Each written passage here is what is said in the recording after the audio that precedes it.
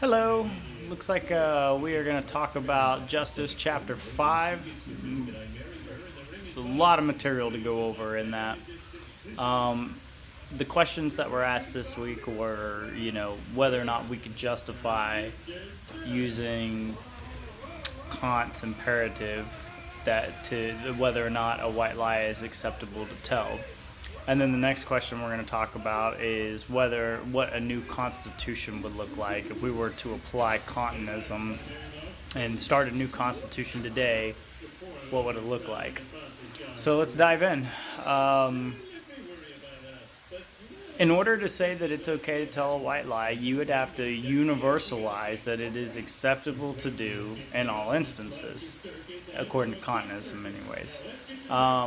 Which I agree with Matt. I don't understand how Kant would say, it's okay to tell, a misleading truth, so to speak, versus, or what you would consider a white lie.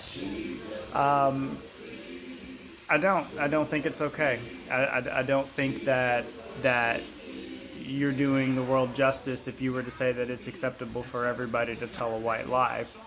If my wife asks me if she's looking fat and I constantly tell her no, then I'm not doing her a due diligence, because eventually she's going to get to the point where she is going to be obese and it's going to cause health issues, and those health issues are going to be harder for her to address.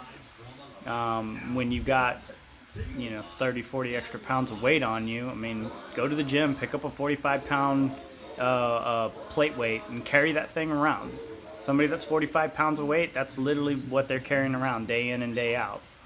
And it makes it harder for that individual to change their eating habits and for them to lose weight. So just on that principle alone, I can go ahead and rule out that telling a white lie is okay. It's not. As far as what would the new constitution look like, I have some questions, and I hope Matt will address this. Kant says that you don't own yourself, and that therefore, since you don't own yourself, you can't use yourself for profit. What about for war? We use our bodies for war, and soldiers get paid. So, technically, according to Kantianism, that shouldn't be ethical. As far as what would be in our Constitution, I do believe that there would be rights to liberty, rights to one's own freedom. I do believe that I would take probably a libertarianism approach to an unfettered market. I also believe that there would be a means, though. There would have to be some sort of means that if an individual followed a certain trajectory and a certain path, that anybody could succeed in the country. And then we kind of have that set up now. Capitalism has its ups and has its downs. That would be something that's still around, because we would have an unfettered market. You're going to have super wealthy people. You're going to have some people that aren't wealthy. I think where I would apply the laws are that I wouldn't allow lobbying. There would be no lobbyists. There would be no super PACs. There would be no, individuals who are heavily influencing somebody with their money. You have money, that's great. That's just a tool that you have. It's not a tool that you get to use to influence everybody, though.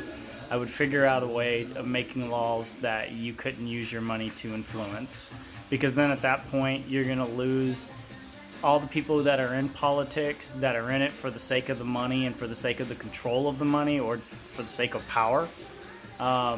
A lot of those people wouldn't be interested in it, because then there's really not a monetary aspect to it. So that would definitely be in there.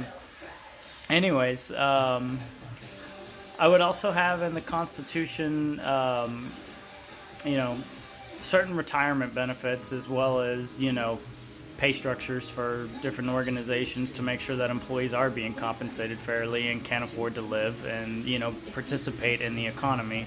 Essentially, my goal would be to try to keep everybody in an upper middle class stance. Everybody can afford a decent house, cars, put their kids through college, go on vacations, and everybody has a good home work-life balance, and everybody's a happy camper. That's kind of the world that I want to live in. Thank you for your time.